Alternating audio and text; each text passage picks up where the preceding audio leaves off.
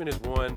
It was going to fail from the beginning, and they knew it. Failed coup. I'm gonna. No, it was going to be a failed impeachment attempt. They knew this from the beginning, but they did it anyway. Why? Because they had the votes and they could. Secondly, just think about. Well, don't you think you have a moral obligation to do what you think is right? And we know the president is not clean. Okay, we know his hands are dirty. You have a moral obligation to do something. Let me stop you this. Do you believe what he just said? What that Trump's hands are dirty? His hands are no more dirty than any of the other. That's not what any of the rest of them who are up there. Qualifying the answer right now. Do you believe if Trump's hands are dirty? Yes or no? Yes. Okay. It was not. He's not. I don't believe he did anything impeachable. Go ahead, Richie. But his hands are dirty. I think, of course, everybody's hands up there are dirty. You, as an elected official, have a moral obligation to do what's right, whether you're a Republican, Democrat, or Independent. Doesn't matter. You're supposed to do what's right. Well, or what you believe to be right. Sometimes. You base it on the evidence. Right. The evidence clearly showed he tampered with the election and dealt with the Russians. There's no question about it. I think at the end of the day, the evidence showed that he did not. That Russia was trying to do things, but that there was no evidence of any kind of coordination between his campaign and the Russians. Well, that was the ultimate conclusion that everybody came to. There was no evidence of any kind of coordination between his campaign.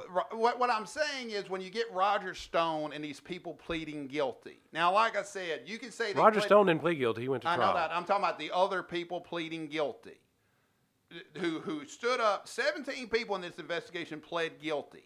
They nominated this.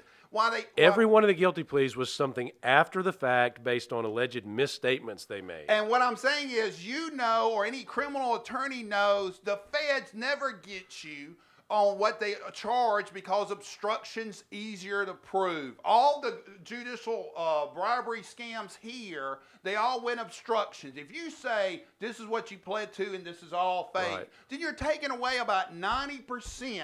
Because that's just how the feds work. Because what they do is say, well, you lied about being here. You lied about moving this money. You lied about knowing about this. Right. The feds have done that playbook 100,000 times. The feds have one play in their play. It's power sweep. Because they're the United States federal government. And for someone who's at that level to sit there and whine about it, because like I said, it is legally Trump's DOJ. Well, wait a minute. Why was Trump trying to get rid of the person in charge of the Justice Department because they were doing an investigation on him? If he didn't feel like he had some possible exposure, why was he in such a big rush to block everything, to get rid of this guy? I mean, that's all he did. So why would you think he would be in a big rush to do it if he was innocent? Are we talking about Comey? Like the firing of Jim Comey? Why do you think he did it? Well, I think he fired Jim Comey because Comey was terrible at his job, and I think he shouldn't have left Comey in the position to begin with, because Comey clearly hated Trump. People told Trump not to let him stay, but Trump's philosophy about Comey in particular was apparently he felt like he could win him over.